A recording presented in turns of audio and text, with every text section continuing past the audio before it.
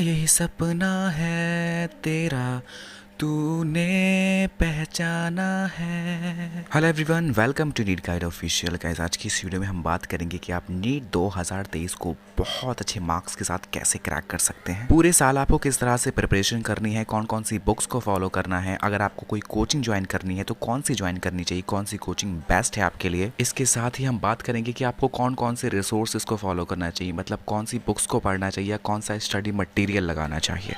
Video में आगे जाने से पहले मैं आपको इस वीडियो को देखने के कुछ रूल्स बताना चाहता हूँ।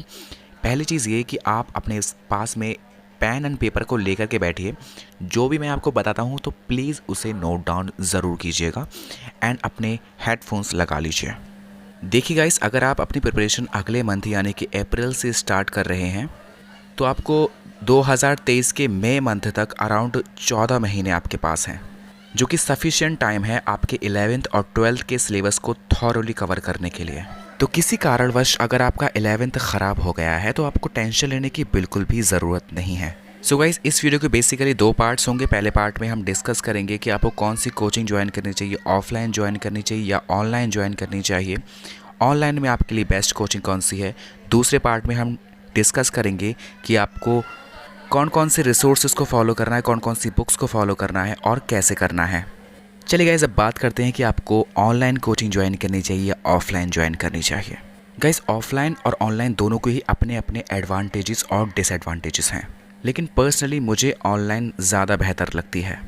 उसका सबसे बड़ा रीज़न ये है कि आप अपने कन्वीनियंट के अकॉर्डिंग पढ़ सकते हैं। दूसरी बात ये कि ऑनलाइन में अब आपको कंटेंट भी काफ़ी अच्छी क्वालिटी का प्रोवाइड किया जा रहा है as compare to your local so called offline institutes. सारे ऑफलाइन इंस्टीट्यूट्स ख़राब नहीं हैं, जो ऑफलाइन इंस्टीट्यूट्स अच्छे हैं उनकी फ़ीस काफ़ी ज़्यादा है, लेकिन बिकॉज ऑफ कोविड जो ऑनलाइन इंस्टीट्यूट्स ओपन हो चुके हैं जो काफ़ी ज़्यादा अच्छा कंटेंट प्रोवाइड कर रहे हैं, उनको चूज़ करना मेरे अकॉर्डिंग ज़्यादा बेहतर है। चलिए मैं आपको कुछ बेस्ट प्लेटफॉर्म के नाम बताता हूं जहां पर आप ऑनलाइन प्रिपरेशन कर सकते हैं। नाम बताने से पहले एक बात क्लियर कर दूं, ये मैंने किसी के दबाव में आकर के नहीं कहा है, ये मेरा पर्सनल एक्सपीरियंस है, ये कोई पेड प्रमोशन वीडियो नहीं है। ऑनलाइन बेस्ट प्लेटफॉर्म्स में सबसे पहले बात करेंगे फिजिक्स वाला के बारे में, दूसरे नंबर पर बात करेंगे बायोमेंटर्स क्लासेस ऑनलाइन और तीसरे नंबर पर है अनअकैडमी।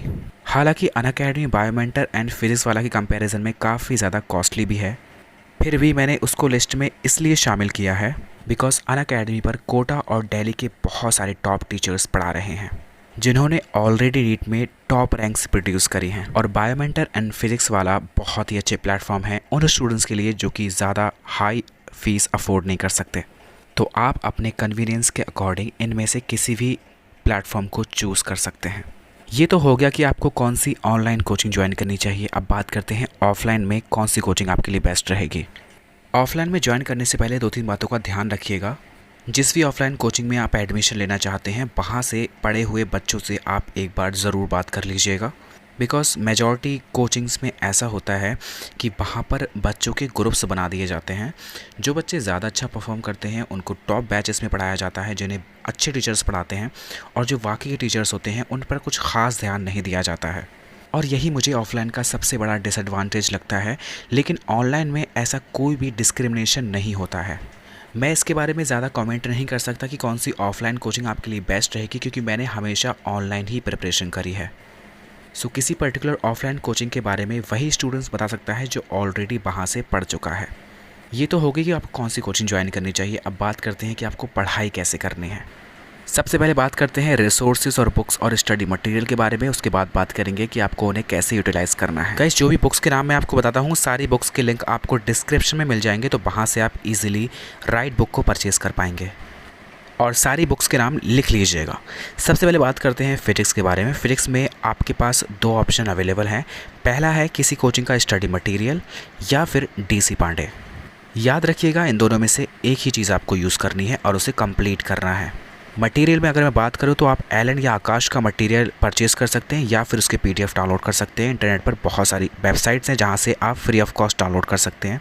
मैं आपको प्रोवाइड नहीं कर सकता बिकॉज ऑफ कॉपीराइट रीज़न, या अगर आप सिंपली टेलीग्राम के सर्च बार में सर्च करेंगे तब भी आपको सब चीज़ मिल जाएगी।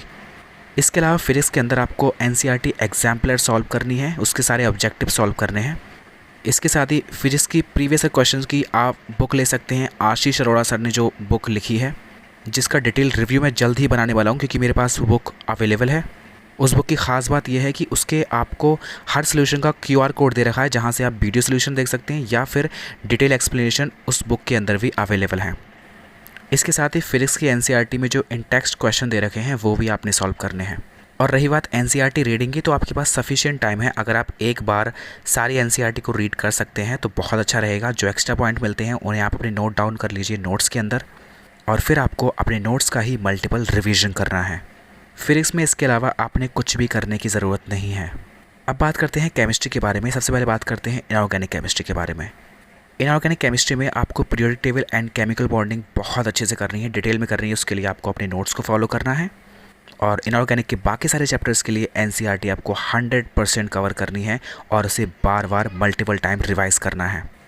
और केमिस्ट्री में क्वेश्चन प्रैक्टिस करने के लिए आप NCERT फिंगर टिप ले सकते हैं, या फिर NCERT निचोड़ क्वेश्चन बैंक ले सकते हैं, या फिर अगर आपके पास एलन या आकाश का स्टडी मटेरियल है तो आप उसे भी सॉल्व कर सकते हैं। मेक श्योर कि आप इन तीनों रिसोर्सेज में से एक चुनिएगा, उसे कंप्लीट कीजिएगा और एक बार कंप्लीट होने के बाद उसे दोहराइएगा। इसके अलावा केमिस्ट्री में प्रीवियस क्वेश्चंस को प्रैक्टिस करने के लिए आप MTG की बुक ले सकते हैं। इसके साथ ही आपको एग्जाम्पलर भी सॉल्व करनी है केमिस्ट्री में। गाइस, एग्जाम्पलर को या तो आप परचेज़ कर लीजिए या फिर आप NCERT की ऑफिशियल साइट से डाउनलोड भी कर सकते हैं।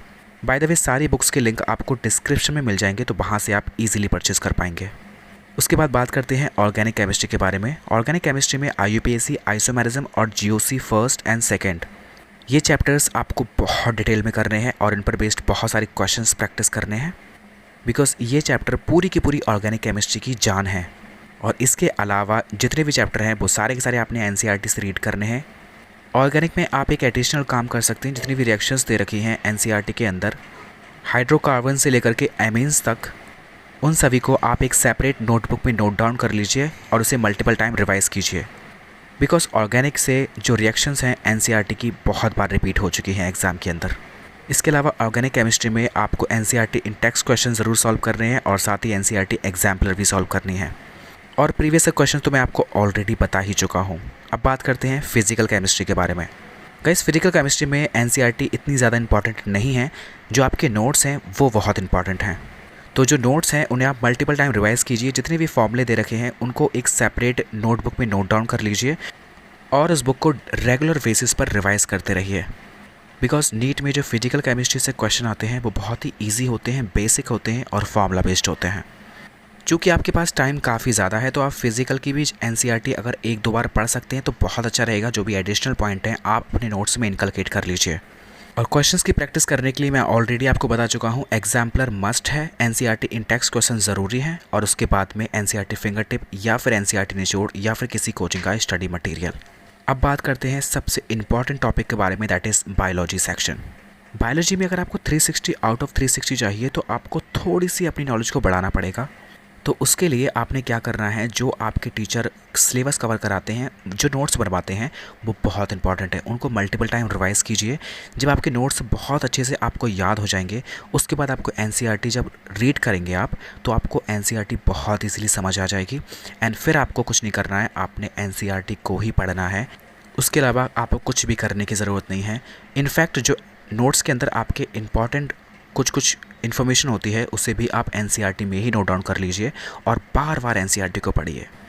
और बायोलॉजी में क्वेश्चन प्रैक्टिस करने के लिए आपने NCERT एग्जाम्पलर पहले सॉल्व करनी है, उसके बाद में NCERT फिंगर टिप या फिर NCERT निचोड़ क्वेश्चन बैंक या फिर आपने डॉक्टर अली की बुक करनी है। याद रखिएगा, बायोलॉजी में क्वेश्चन प्रैक्टिस बहुत ज़्यादा ज़रूरी है। आपको जहाँ से क्वेश्चन मिलते हैं NCERT बेस्ड, आप उसे ज़रूर लगाइए। फिजिक्स केमिस्ट्री के लिए आप एलन या आकाश का मटेरियल सॉल्व कर सकते हैं, लेकिन बायोलॉजी के लिए मैं आपको बिल्कुल भी रिकमेंड नहीं करूँगा। और गाइस, सारी की सारी बुक्स के लिंक आपको डिस्क्रिप्शन में मिल जाएंगे, तो आप इजीली वहाँ से परचेज़ भी कर पाएंगे। सो आई होप गाइस कि आपको समझ आ गया होगा कि आपको कैसे पढ़ना है, क्या पढ़ना है। स्टिल अगर आपको कोई डाउट है तो कमेंट सेक्शन में पूछ लीजिएगा। एंड अगर आपने वीडियो यहाँ तक देखी है तो कमेंट सेक्शन में लिख दीजिएगा, I will definitely crack NEET 2023, जिससे मुझे पता चल जाएगा कि आपने वीडियो लास्ट तक देखी है। एंड गाइज़, अगर वीडियो पसंद आया हो तो प्लीज़ अपने दोस्तों में शेयर ज़रूर कर दीजिएगा, हमें बहुत ज़्यादा इसकी ज़रूरत है। एंड अगर आपको किसी और टॉपिक पर वीडियो चाहिए तो कमेंट सेक्शन में मेंशन कर दीजिएगा। So guys, thank you so much for watching, best of luck and stay tuned for upcoming amazing content. अभी ना जाओ छोड़ कर के दिल अभी भरा नहीं, अभी अभी तो आए हो।